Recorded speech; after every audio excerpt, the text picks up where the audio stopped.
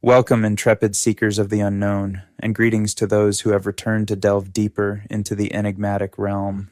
Step into the mystic domain of our Cryptic Hunters YouTube page, where curiosity reigns and secrets await. Pull up a stump, dear viewers, for an extraordinary adventure awaits you. Relax, for I shall guide you through the labyrinthine corridors of ancient legends, uncharted territories, and the veiled mysteries that lie just beyond our grasp. Embark upon this captivating journey with me and allow the seductive tales and mind-bending puzzles to transport you to the furthest reaches of your imagination. Embrace the anticipation, for together we shall unravel the tapestry of enigmas that dance in the shadows. Sit back, my friends, and prepare to be mesmerized by the intriguing content that awaits you. Legends say the Grootslang was one of the first creatures ever made. The gods, in their haste, shaped something both majestic and terrible. Part elephant, part serpent, with tusks of ivory and a mind sharper than man's. But when they looked upon what they had created, they panicked. Too much strength, too much intelligence. No mortal should face such a beast. So they tore the Grootslang apart. From its body, they made elephants. From its other half, they made snakes. Yet, as the story goes, one escaped. It slithered deep into the earth, into a place called the Wonder Hole, a cavern said to be bottomless. And there, the Grootslang multiplied, waiting, watching.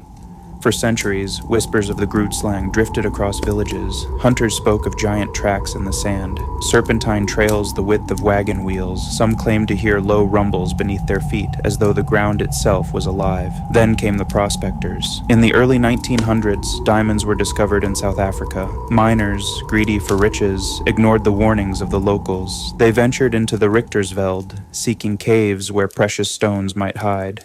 Many never returned. Those who did stumbled back pale and broken, rambling of a creature with eyes like burning coals and ivory tusks glinting in the dark. One tale tells of a man who entered the Wonder Hole with rope and lantern. Hours later, his companions heard a scream, followed by silence. When they pulled the rope back up, it was severed clean, as though sliced by a massive blade. The Grootslang, the elders say, is no mindless beast. It is clever. It is patient, and it loves diamonds. According to legend, if one finds themselves face to face with the Grootslang, escape may be possible, but only if you offer it a gem. Give it a diamond, and it may let you live. Refuse, and it drags you into the cavern where your bones will rest among its hoard for eternity. To this day, treasure hunters sneak into the Richtersveld, chasing the promise of wealth. Some bring offerings, rings, necklaces, jewels, hoping to bargain with the beast, but the desert is unforgiving. Many are swallowed by the heat and the sands before they even reach the cave, and those who do rarely speak again. In the early 1900s, during the diamond rush, a young prospector named Peter ignored the warnings of the locals. They told him the caves of the Richtersveld belonged to the Grootslang, but Peter only laughed. With a pickaxe on his shoulder and greed in his eyes, he entered the Wonder Hole. For 2 days, he didn't return. On the third night, a group of miners heard a sound like heavy dragging across stone, followed by a low hiss that rattled their teeth. At dawn, they found Peter's lantern outside the cave entrance, still burning, but the rope he had carried inside was pulled taut, as if something had been chewing it. When they finally pulled it free, the rope was slick, frayed, and coated with something that glistened like oil and smelled like sulfur. Peter was never seen again. A wealthy merchant once traveled into the desert with a caravan heavy with gems. Bandits ambushed his men, scattering them, and the merchant fled into a rocky canyon. As night fell, he stumbled upon a vast cavern. There, from the shadows, 2 glowing embers appeared. Eyes. The Grootslang slid forward, tusks white as bone, its coils shuddering against the stone. The merchant fell to his knees and in desperation held out a diamond from his pouch. The Grootslang stopped. It lowered its head, sniffed the jewel, and swallowed it whole. Then, without a word or sound, it slithered back into the dark. The merchant fled, shaken but alive. He returned to civilization a changed man. He gave away his fortune and warned, "Gold is man's greed, but diamonds belong to the Grootslang." Travelers speak of nights in the Richtersveld when the sky is clear, but the ground rumbles like distant thunder. Shepherds say this is the Grootslang moving beneath the earth, tunneling through caverns unseen. One tale tells of a herder who camped near a dry riverbed. At midnight, his flock stirred, bleating in terror. The sand beneath them began to collapse, and from the ground rose a massive head with tusks that gleamed in the starlight. The herder ran, leaving his flock behind. At sunrise, he returned. There was no sign of sheep, no blood, no tracks, only a long, winding trench cut into the desert floor, as if something enormous had dragged itself away beneath the sand. A traveler lost in the Richtersveld desert carried only a single lantern. He stumbled upon a cavern entrance at dusk and swore he saw glitter deep inside.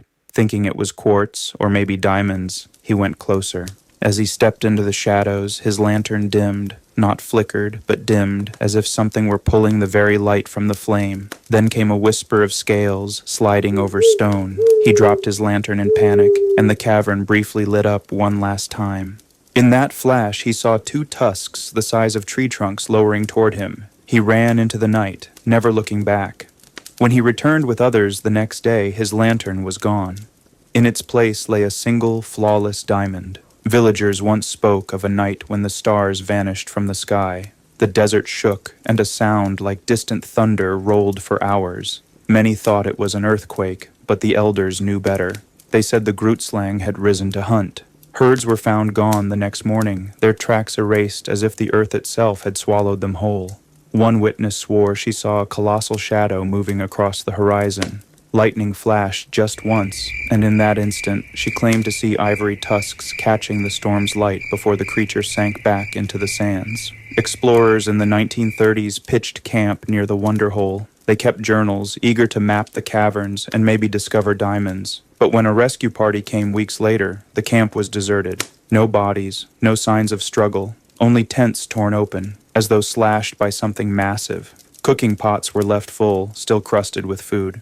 And in the sand nearby, grooves, long and winding, that disappeared into the mouth of the cave. Locals shook their heads. They said the explorers had not been killed, they had been collected, added to the Grootslang's hidden treasure, just as precious as the diamonds it guarded. A hunter once claimed he wounded an elephant with a rifle near the Richtersveld. He tracked the blood trail into the rocky hills, expecting to find his prize. Instead, he heard a bellow so deep it shook the stones around him. Out of the shadows came a serpent's body, scales glittering like onyx, with tusks far larger than any elephant's. The hunter raised his rifle, but before he could fire, the beast opened its mouth and let out a roar that sounded like 100 elephants charging at once. The hunter fled in terror. He told no one for years until he lay dying, and even then whispered, "The Grootslang bleeds, and it remembers." A diamond trader from Cape Town ignored every warning and traveled deep into the Richtersveld with armed guards. He carried a chest of jewels to tempt the Grootslang, determined to buy safe passage to its lair and plunder the treasure within. At first, the plan seemed to work. The Grootslang emerged, massive coils scraping the cavern walls, its tusks dripping with moisture from the earth. The trader opened the chest and rolled a diamond the size of a man's fist across the stone floor. The Grootslang swallowed the gem, and then roared, shaking the cavern until rocks fell from the ceiling. One by one, the guards disappeared into the dark.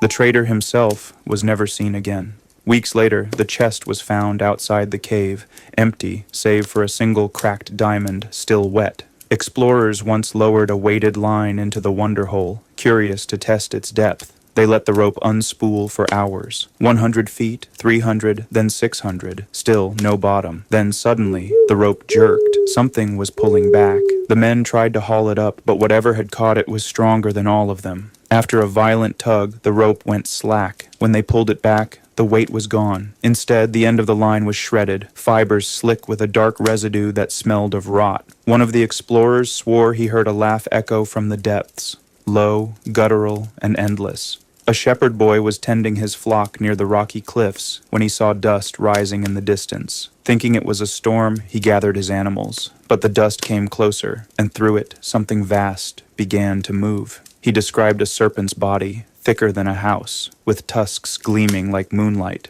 The sheep scattered in panic. The boy dropped his staff and ran, but his cries were drowned by the sound of rocks splitting apart as the beast slithered through the earth. The villagers found his flock days later, huddled near the river, but the boy was gone. Only his broken staff remained, lying in the sand with two massive grooves pressed deep beside it. In the 1970s, a South African adventurer equipped himself with modern gear, helmet, ropes, even oxygen tanks, determined to find the Grootslang's treasure hoard. He left notes for his colleagues, promising he would return with proof. He descended into the Wonder Hole and never came back. But weeks later, a ranger in the desert reported seeing a strange glow far below the cliffs, like a lantern swaying deep underground. Some said it was just the adventurer's equipment, lost in the dark. Others believe it was the Grootslang itself, using the light to lure new victims into its cavern. As our time together draws to a close, fellow seekers, we extend our deepest gratitude for joining us on this captivating expedition into the realms of the cryptic. We hope these tales and puzzles have ignited a flame of curiosity within your very being, leaving you yearning for more. Remember, the enigmatic path never truly ends, as there are always new secrets waiting to be unraveled. So, until our paths intertwine once again, may your days be filled with a sense of wonder and adventure. Also, please subscribe, like, and follow if you have enjoyed this content. Farewell for now, dear viewers, and may your journeys through the cryptic cosmos be forever filled with awe-inspiring discoveries. Safe travels, and may the enigma forever be at your side.